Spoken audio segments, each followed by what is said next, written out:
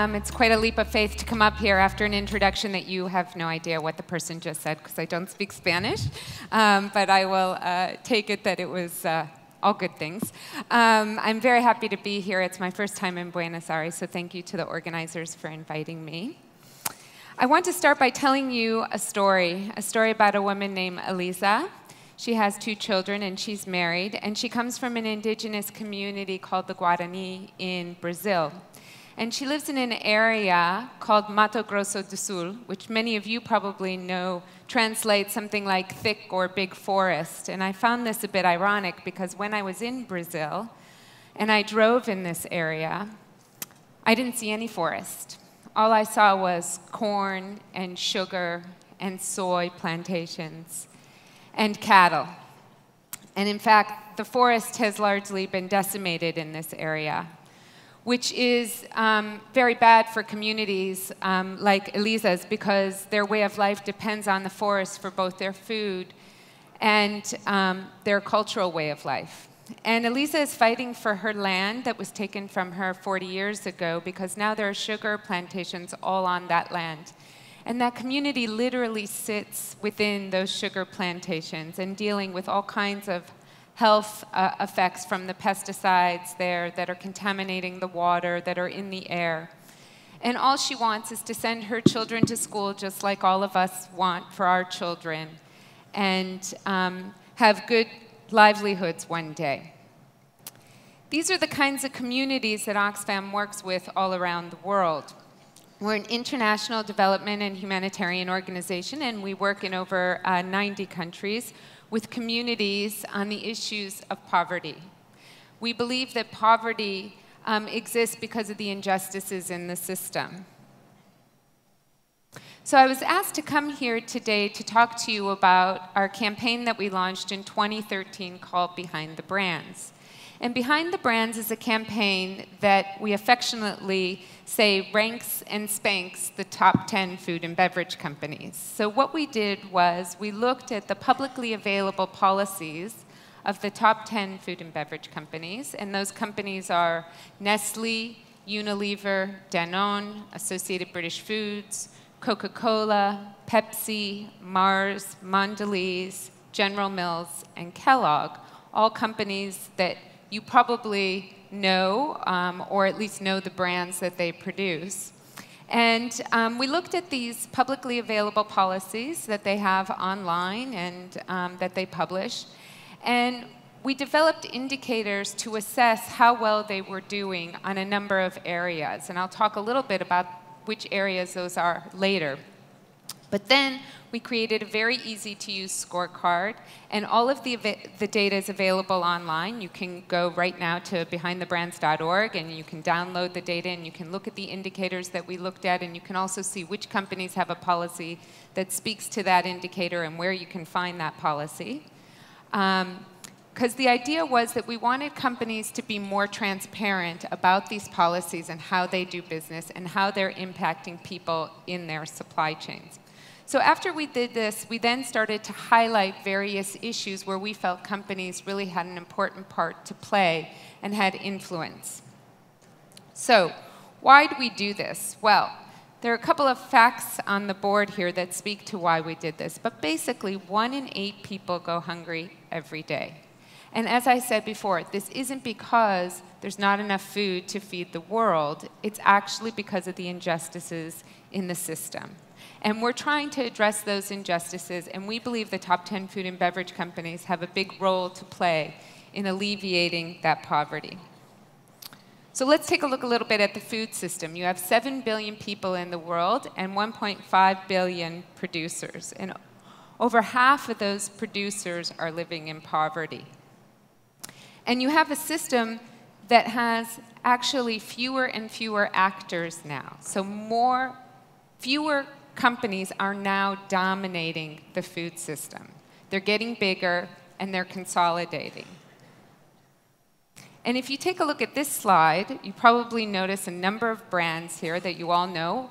They're brands we all love that you can find on our grocery shelf. And we all think we have all these choices when we go into the grocery store. But actually, if you take a look at this slide, you see that really these 10 companies own all of these brands. So after about almost 2.5 years of campaigning, we've seen sweeping commitments from a number of these companies. And the question is, how did we do it? How did we get the companies to make such sweeping commitments? Well, we start by gathering evidence on the ground. We engage the companies on those practices that we see on the ground. We then sensitize the company to the policies that we want them to actually institute in their supply chain in order to affect those practices. We then create materials and stories that the consumer can understand the problem and get them to put pressure on the companies. The companies then make commitments, and then we hold those companies accountable with local stakeholders and consumers. So in effect, we've spurred a race to the top, because here's what we know about the brands, and you all know this for sure. The brands are very competitive, right? People either love Coke or they love Pepsi. They like their General Mills cereal or they like their Kellogg's cereal. And so we've tapped into that competition and said, you compete on products, now we want you to compete on sustainability. And frankly, this has worked, because what we see is when one of the companies commits, shortly thereafter, usually the other one does too. So here is a look at the first scorecard that we came out with in 2013. And I told you that we created a number of indicators. In fact, we created 300 indicators across 7 themes. And you can see the themes here. The themes are how they treat workers in their supply chain, women in their supply chain, smallholder farmers, how they deal with the issue of land, how they deal with the issues of water, climate change, and then transparency. How transparent is the company, generally speaking? And we rank them on each individual theme. And again, you can go and look at all these indicators and how we're ranking them. But then we rank them overall. And you can see from our first scorecard back in 2013, they didn't do so great. There's quite a number of ones on this scorecard. And Nestle, which ranked the highest, only received a 54%, which in my world is not a passing grade. So this was the first scorecard. And when you look at the scorecard, we do try to at least give credit for the continuum. So what do I mean by that? Each theme is divided into 4 buckets. So the first bucket is around awareness. Does the company even understand that this is something that they need to be paying attention to? This is an issue for them. The second bucket is around knowledge. Do they understand this issue as it relates to their own supply chain? Do they know what's happening in their supply chain? And are they trying to at least understand what's going on there? And then the third bucket is around commitment. Are they making commitments to do something about this issue in their supply chain? And then finally, the last bucket is around supply chain management, which basically says, how are they enforcing these policies throughout their supply chain? How are they ensuring that suppliers are also taking up these policies? So you can see that women has pretty low scores, and land, and then climate change as well. And these are the 3 issues so far that we've highlighted with the companies. So over the last 2 years, we've actually had mini campaigns on these issues where we targeted specific companies. And the first issue was the issue of women in cocoa supply chains. And here's why we did that. Nestle, Mondelez, and Mars are the 3 biggest chocolate companies in the world. They source over 1/3 of the world's cocoa. And you already heard from Alejandro quite a bit about the cocoa supply chain. Most of it comes from Côte d'Ivoire and Ghana. We went to Côte d'Ivoire and we spoke with a number of cocoa farmers. We also went to Nigeria and Indonesia to talk to cocoa farmers there. And we heard similar stories from all of these women, including this one, Echi. What they told us was that women are largely invisible in cocoa supply chains. They aren't members of cooperatives, even when they're managing the farms. It's usually the husband or the male relative who gets to be the member of the cooperative, and they certainly don't hold decision-making roles when it comes to those cooperatives. It also means then that they don't benefit from the trainings in those cooperatives or the inputs that are given, like fertilizer and seed. They don't have access to loans, and women generally in these countries don't own the land that they're farming. So we challenged those 3 big chocolate companies. And by the way, chocolate is a booming business. $100 billion a year in global chocolate sales. And despite that, as you also heard from Alejandro, many of those cocoa farmers live in poverty. So you've got a booming business, and yet those who are growing the cocoa are living in poverty. And we asked those 3 companies to look specifically at the women in their supply chain and do something to actually acknowledge their existence, to look, listen, and act for women. And we got 100,000 people to sign a petition that went to those 3 companies. And I'm happy to say that all 3 companies took up the challenge. And what they did is they conducted human rights impact assessments in Cote d'Ivoire to understand what was happening in their supply chains when it came to women cocoa farmers. And then they created action plans that would address some of those issues. So they conducted trainings. They agreed to hire ag extension providers that were women. A whole host of things that would allow women to become members of cooperatives by recruiting them more actively. So they're starting to address those needs. Still a long way to go, no doubt. But at least they've taken up the call. After that, we highlighted the issue of land, because if you remember from the scorecard, actually the lowest performing theme on the scorecard was land. This was not on the radar of the Big Ten at all. And it's really become an issue since the food crisis in 2008. In fact, nearly 1,000 large-scale land deals have happened covering 38 million hectares around the world, and especially in the developing world. And 60% of those large-scale land deals are happening by foreign investors who plan to grow food for export, so not for the benefit of the communities living in those countries. And that's a serious problem if we're going to tackle hunger. And this really implicates especially 3 crops: sugar, palm oil, and soy. And so we actually called on 3 of the biggest companies that have influence in sugar supply chains: Coca-Cola, Pepsi, and Associated British Foods. Coca-Cola, by the way, is the largest buyer of sugar in the world. Pepsi, of course, is one of the largest companies and also the 2nd largest buyer. And Associated British Foods owns Ilovo, which is the largest African sugar company that exists. And again, those companies took up the call. In fact, Coca-Cola was the first company in the world to commit to zero tolerance for land grabs in their supply chain. And Pepsi followed suit right after. And that was a result, again, of 170,000 people in that case signing a petition and asking those companies to take up that challenge.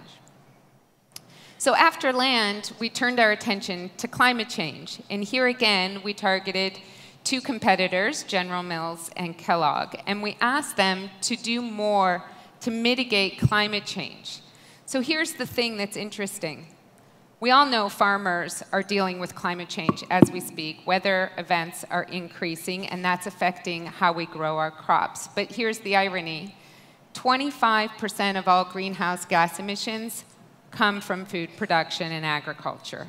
So while at the same time it's impacting how we grow our food, it also is helping to create climate change.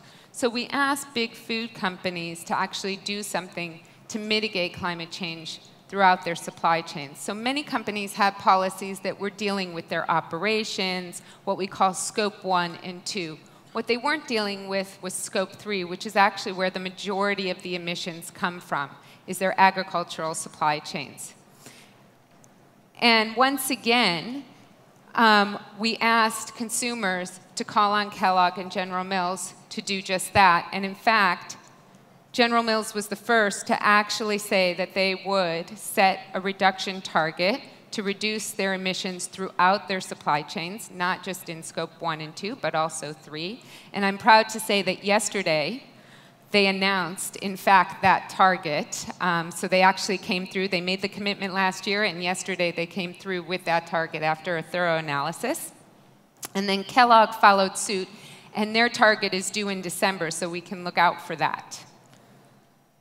So after just 1.5 years, we actually got a number of companies to make these sweeping commitments that no other company had made. So what do we do now that we have the commitments? Well, we need to make sure these companies keep their promise. And how do we do that? Well, as I said, Oxfam really believes that we need to be transparent about how we do the campaign. You can go online and look at what we have that we call roadmaps for these commitments, and you can see exactly what the companies committed to and whether or not they followed through on that commitment. And of course, we would consider doing public awareness-raising activities again if we need to hold these companies to account. Thankfully, so far, we haven't had to do that. But feel free to go online and follow along. And so I want to take you back now to the first scorecard that I showed you. If you take a look here, you can see there's quite a number of ones on this scorecard and twos, and the highest is a 54%. This is our latest scorecard. This is the one we came out with in March. Much different. Take a look at the land and the women and the climate change in particular. The good news is that even companies that we didn't target on issues came through with new policies. So they see the scorecard really as a tool that they can now use to measure their performance against one another. And now the highest performer is Unilever at 71%. Big change. Which brings me to Maria. Maria is a dairy farmer. She lives in Brazil. I met her this past May. And she is an amazing woman because women aren't dairy farmers in Brazil, she told us. She has 77 cows that she milks by hand twice a day. And it's pretty amazing that she's been able to overcome this stigma of women not being dairy farmers. But what is depressing is that she's dealing with climate change because right now her area has been suffering a drought for the last 4 years. And if the situation continues, she's going to lose her livelihood, for sure. So here's the thing. You all have a part to play in making the system better. And you all have influence within your companies to do just that, whether it's big or small, no matter where you sit in that company. And we all need to work just a little bit harder so that Maria can continue to milk her cows, and we all can continue to have farmers bring food to the table. Because not only for them, but for all of us, we need that food on that table. So thank you.